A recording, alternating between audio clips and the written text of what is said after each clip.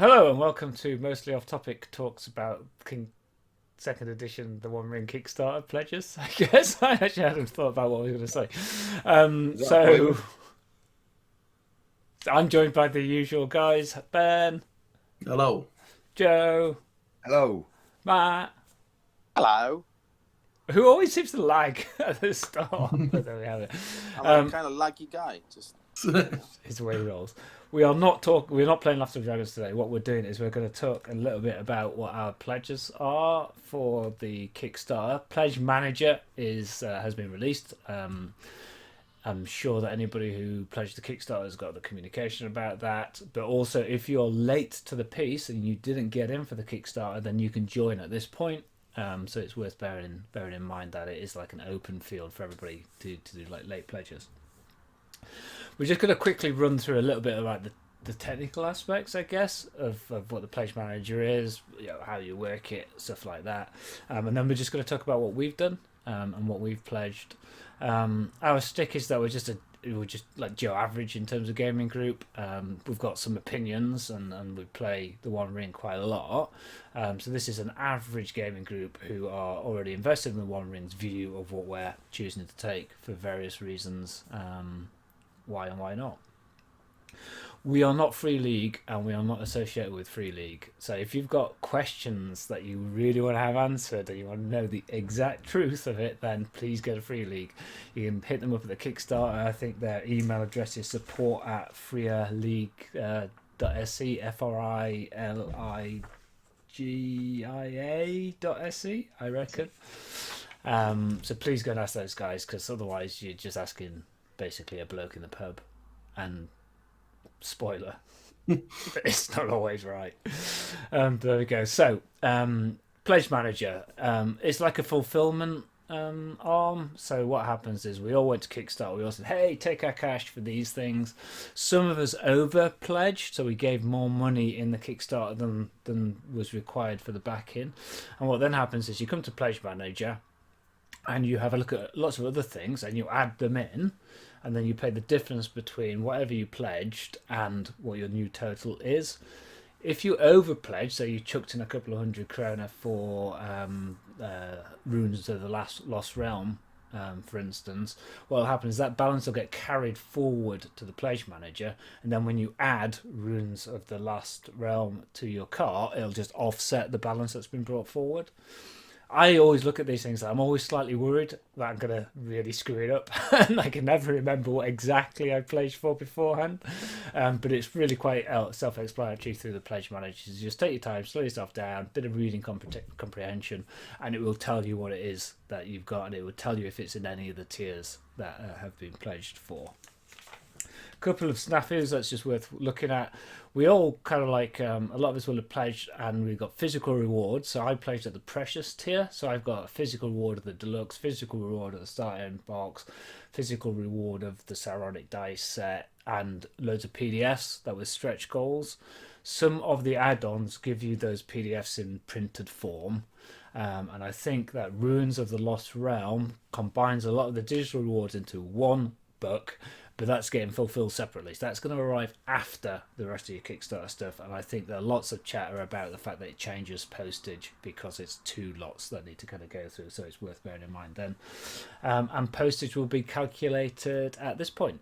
So whatever your kind of cost is, postage goes. And there's lots of variability in postage. So I think just having it set is quite helpful to everybody.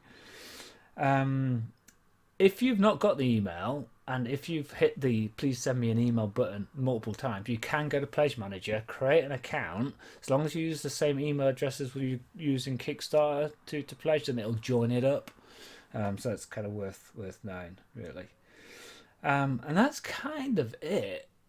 I found it a little bit worrying because I'm always like, what did I do? But it was relatively straightforward to kind of like work through and make sure I hadn't over committed or underpriced myself on stuff.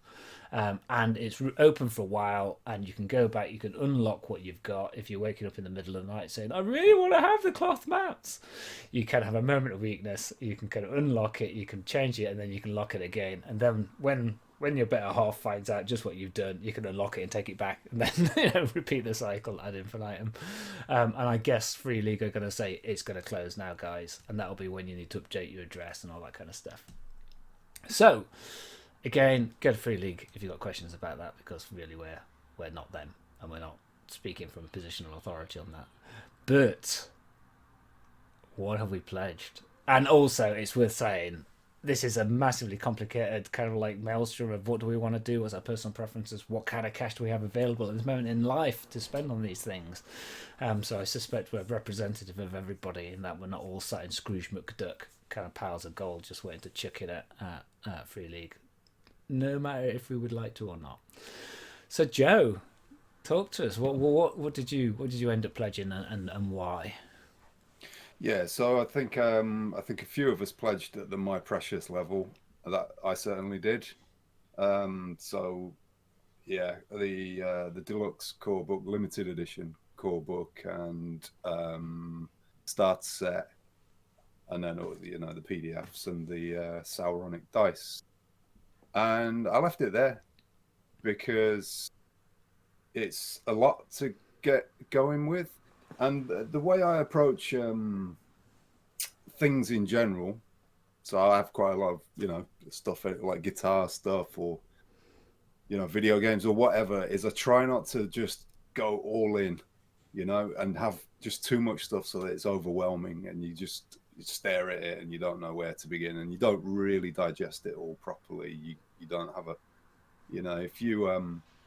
if you look at kind of living card games, that's a great way to think of how developers give you a taste of the game in the core set and then unveil more mechanics as you go on. And over time, you really get into that game. So there's a little bit of that rationale.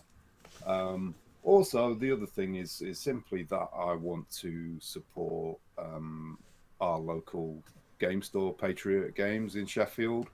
I want to go there and buy products from them, and hopefully play in the store and see those people again once we can. And that's pretty much it, really.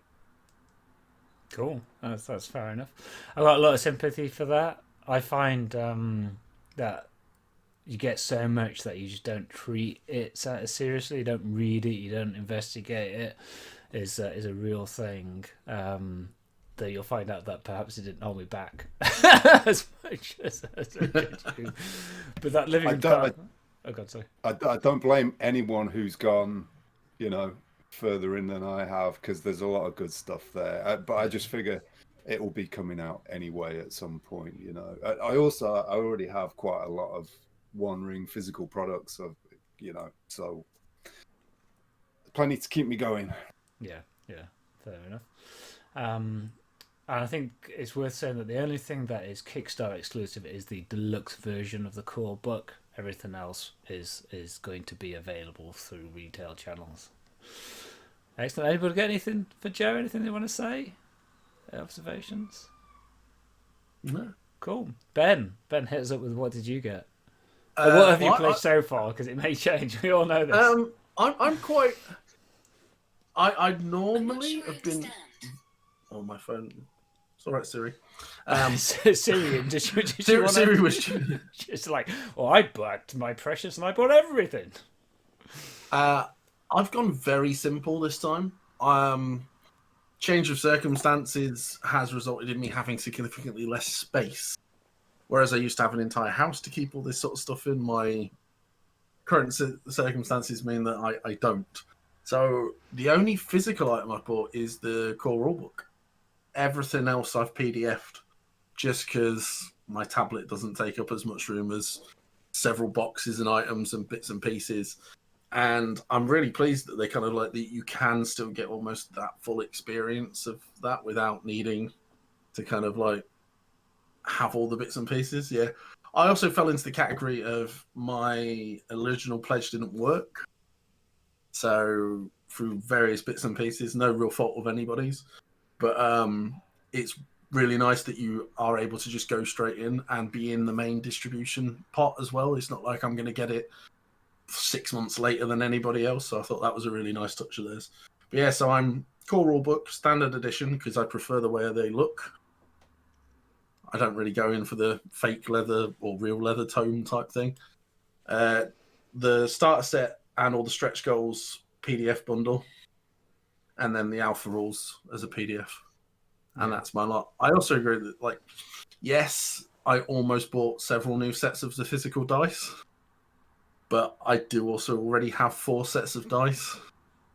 And again, it's if I'm going to go add on stuff later on, I agree with Joe. It's like I'd rather go support like a local store and get it that way. Not that isn't. Not that I mind supporting producers direct, but that would be my route of kind of expansion if I decide to. But at the moment, my cart is locked. I've even put all my address in and everything, so I'm like hands off at the moment. Yeah. Okay, sounds good. On dice, I think it's worth saying that the One Ring, you don't need more than the dice comes in a single set. So for instance, Dungeons and Dragons, you'll get a polyhedral set which has got 1 of everything and 2 of the D10, but you may want to have lots more D6s or lots more D8s or lots more D20s because the game may be requiring you to roll 8d6 for a fireball. The One Ring basically is the feat dice and no more than the set of D6s that you come. 2 feat dice in the new sets. Yeah, and because of the new mechanic, which may require you to roll 2 feat dice, they've all got 2 feat dice in that. So if you're kind of looking at it and going, do I really need just 1 dice set, or should I supplement it with more? You just need 1 dice set, but more on dice later. I was interested that the Sauronic dice only have 1. No, that's one incorrect. Is that just a picture? There's 2. Yeah.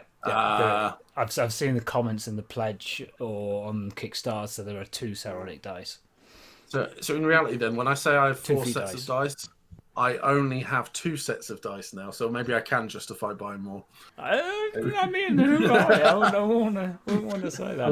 No, I can't. Mastery dice exist as well, so if you've got That's mastery true. dice in the game, then you occasionally will have an extra and bonus success dice as well. You could be rolling more than 6 success. Yeah, my 4 sets now shrink down into 2 really ready for everything sets. Yeah, good stuff. So Matt, who is avaricious Brace as a yourselves. dwarf, I wouldn't go that far. whose dragon sickness took over possibly. I don't know actually. What did you get, Matt? I think so. Yeah, no, I think so. I think that might be right. So I got, like Joe, I went for the precious. I guess because of the look, I think that looks nice. The sort of red color. You get a much bigger self-contained sort of set. And yeah, I was drawn by all these sort of extra things that we stretch goals that we had. And onto I have my receipt here in front of me. I thought, well, refer to that to get the list. Oh yeah, that's obviously locked away. So I went from the rewards bit. I got the Lore Master screen and even the booklet, the Runes of the Lost Realm, and I may have purchased a couple of cloths, just to put on the table casually. Did you go with both of them? Yeah, because I think these things are not going to be in retail. I'm not sure if I understand it correctly, but they may not. That's right, actually, yes. So the maps are not. They may sell some if they've got some left over, but they're not going to be a freely available thing in retail. Yes, sorry, I should have said. Yeah. So for me, as a Lord of the Rings LCG player, just to put it out onto the table, I don't have any large card game sort of mats. I have a normal standard one, so I thought it would be nice to decorate my table when I'm playing cards, and that's one of the reasons. And the main reason for getting so much stuff, I guess too much stuff, is that I want to have a self-contained game. I'm hoping to play with my lad when things get a bit better and normal, and then having all this extra material, it'd be much easier to say, oh, why don't you read that a little bit? Because the Rivendell booklet sounds nice, and obviously Runes of the Lost Realm be much easier to get someone new into the game. So if and when one day I want to be a lore master somewhere else, on a different planet or whatever, then I can do that because I've got the whole set. That's my rationale basically, and obviously. Cool. We are flying helicopters on Mars, So it could be on a different planet. I mean, it's only 190 million miles away or whatever, but the fact that you can get video transmitted there faster than some internet speeds is always amazes me. They're my Don't things. go too far though. I mean, because if you're law mastering, then I would quite like to be involved in that game. Yeah, that would be brilliant. Haven't we got a bunch of there's a bunch of one shots in there in the starter kit? Yes. I feel like I should take it as a compliment, but I take it with a word of caution because sometimes it can be unpredictable. So I better put it out there. But Can we put the pressure on him on stream now that we vote that Matt Lawmaster's at least one of the one shots in the starter? So long as you play Lofto and I play Alaric.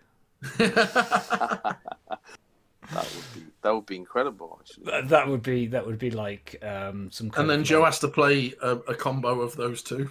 Yeah, that's right. Yeah, no. it would be like one of those what are those movies where you just get a load of people coming in doing cameos, like one of those ensemble movie kind of style things. Cool. Did you tip? No, I couldn't. I think so because I'm very new to Kickstarter. This whole experience wasn't too hard, but I was confused about a few things, and I know I messaged you guys about a few things as well. Like, oh, is it out? Do I need to pay? I'm not even sure. If you ask me if my card is locked, I'll be like, what? How can you do that? It's blue and it says unlock. Yeah. It's when you go on it, it gives you a receipt, and if you've got the receipt, I think if you've got the receipt, then you've locked. Paid. Yeah. And my card's been charged already, so. Well, mine hasn't, so that's. But okay, if I'm someone who wants to who has the receipt and wants to change stuff, can you still do that? Yes, you can. So you hit the unlock and modify my order. That will take you back to the main screen, almost as if you're doing it again. What it'll show you is all of the options that you can have, but over on the right-hand side, it tells you what you've already paid so far. So then if you move things around, it'll change the balance. So if there was some magical way in which you could choose a different set of things that came out to the same amount, then it would be 0. But if you were to be saying, okay, I do want to add in a tip, I do want to add in some Saronic dice, then it'll just charge you the incremental amount. Then you hit save or check out or what have you, and it basically locks it back again, and you can do that backwards and forwards. That's very helpful then. So I like the flexibility then, not like in a shop where you check out and see it, and it's just you can still change it. That's good. Yeah. Okay. Yeah. Cool. Yeah, I tipped to round up to a whole amount, and then didn't realise that postage was added on afterwards, which then put me to an odd amount, which upsets me. My karma. That's right. This is the person who would be putting petrol in the back seat of their car just to make sure it's £25. What have you pledged anyway? What have you bought? I'm glad you asked that question. So I went in at Precious because I do love deluxe stuff. I also like I like to reward people who are taking making an endeavour. So I thought, you know what, I have a very privileged position that allows me to kind of indulge that kind of stuff as well. So I come from a position of privilege with regards to discretionary spend. So I was like, yep, do you know what, this is something I think is worthwhile in the world. I really want to kind of do that. And then I really love printed books. I love them on the shelf. I love the feeling that you get from having a collection of the materials. So I went with the Lawmaster screen and Rivendell booklet. Also, I like Lawmaster screens. I've got very many GM screens for lots of games. Runes of the Lost Realm, which I was umming and ahhing about because I thought about getting a physical copy. I got a One Ring dice set. I got a One Ring Saronic dice set, so I would have like 6 or something. 5 Hang or on, 6. are we not on 4? That surely that's 4, right? It's going to be a lot of dice, but then I work on the basis that if you've got enough dice, then when people come to play, you can kind of give them a dice set of their own and stuff like that. And to be honest, I sometimes distribute dice out to new players because I think it's quite a nice little thing in any case. Also dice. And I tipped a coffee and a bagel. Because again, it's like, I want to reward creative effort. I think that they've been a ethically sound organisation in the way in which they've conducted this, and the way whenever I hear Francesco or Martin or whomever talk, they all talk with passion for it. So I was just like, guys, have a coffee and a bagel. But again, position of privilege from my point of view. but I don't think I will get the cloth maps because all that's going to happen is they're just going to live somewhere in the house, out of the way, not really be used. Whilst I live in a position of privilege, I have no rights over hanging stuff on the wall. Any public aesthetic. You got. I don't know what you got to do. I've been trying to earn it for 20 years, but that's not got me into the position. And I just knew that it wouldn't be something that I would get much use. To be perfectly honest, and whilst I like owning stuff, I think that is consumption too far for me. If I'm honest, I might hang. You see, there's lots of empty space in my office there. It's just perfect. Could be one of those maps. Could be there. Thanks for the good idea, Paul. So I've got a map of Middle Earth on my wall, but and the cloth maps never really clicked with me. But I totally get the use you've got for them there, Matt, with the LCG. I think the Lawmaster screen is the one thing I really wavered on, and I hovered over the add button, and I'll probably get it at some point. Yeah, and talking about supporting Patriot games, which is a fantastic kind of location to play, very supportive of the gaming community in Sheffield. Only got good things to say about those guys. I will go down and I'll get a normal copy of the rulebook because I do want to have an at the table copy. So I decided I wanted to do that. And then apart from the else... one you have in the cabinet, then. So the red one goes in the cabinet. If it's shrink, you got to make your shelves look pretty. Shrink wrap, yeah. But there we have it. So that's where I'm at. But I fully accept the fact that one, I've got the means, and two, I kind of like. It's like my core hobby. It's a core game that I play regularly, so I was like, you know what, I don't mind. Yeah. I don't mind chucking in for this stuff. Cool. Yeah, okay. It really pained me to restrict myself, but I just like to say, my shelving space is very limited currently, and I'm like, that's why I wanted a book, because I agree, like having the physical book is so nice, but everything else I was just like, nah, it's got to be digital this time. It's fair. This game's gonna have a lifespan. This edition is gonna have a good lifespan. So I think you've got time to expand and. Oh, I'm sure it'll happen. Once I've rearranged the office for 7th time. I need to touch on an important point there, Paul, as well. I think for me, that it isn't any a game, or there isn't any other game that I would even consider buying. That's why I would sort of went all in that. Similar to, so I'm not that kind of a gamer, 3 kids and work, all kinds of stuff. I need to pick carefully my hobbies. So I play Lord of the Rings card games, amazing game. I'll invest in it. And then this one as an RPG, I don't see myself buying any other RPGs. Some of them are obviously very good, but if I would ever play RPG on a serious level like we do right now for X amount of years, that's kind of the game I want to have. So. Yeah, I've changed over the years. Go on, say that. Yeah. No, it's just to finish off, so it links to what you're saying about rewarding the sort of authors and the work that they've done. And I think we all agree that we do what we've done is kind of to reward them, for the hard work they put and produce a great and amazing game that's going to be great. Yeah. And also so we can have copies to play. So, I wouldn't have chucked cash into the pot to say thanks, guys. It's all for that alpha PDF. That is an important thing. I think it's summer o'clock already, actually. Yeah. No. Well, my windows are open and I'm in shorts and t-shirts. The summer. Oh, there you go. That's it, clearly. So where's the alpha PDF, boys? There you go. Okay. I'm excited for the starter set. But... Oh yeah, I want to see no Matt pressure. running in it. I want to see Matt running in it. The rest of the gaming community want to see Matt running in it. Frankly, it might be that beer will be compulsory. I think it could be sort of a session where I'm gonna play Old Woman number 3 and a pie. Lobelia Sackville Baggins. Yes. Paul, yeah, he totally is. Okay. So anything else, anybody? Fantastic. So I don't know how useful that was, actually. Maybe it helped you kind of see some different opinions. It's interesting that we've all come at it from different angles, which is kind of what I would expect. It kind of like shows that you take whatever decisions you need to take about what's there, and everybody's got valid reasons for what they're choosing to do. It's going to be a fun experience, though. So we're looking forward to playing. And once the alpha PDF lands, we'll kind of have a look at that. We'll go through that. We'll probably run some videos on that. Let us know what you're doing in the comments below. Is that what you're supposed to say? I think you've got to have some hook to engage the audience.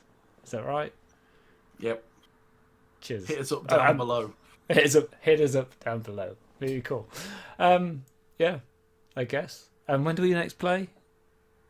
Friday. So this video is going to be edited really super quick. It should be out. So if you're around and about on Friday the 23rd, about 8 o'clock UK time, then feel free to join us on Twitch, where you guys have just rescued Domi. Yeah, so how many long? decisions to make. Is it out of the frying pan and into the fire? Well, who knows? Well, I do, clearly. Or as Out of the frying pan who's- into the mine. anybody who's read the book. But anyway, cool. Thank you very much. Goodbye. Thanks a lot. Cheers. Cheers, Thanks. bye. Bye bye.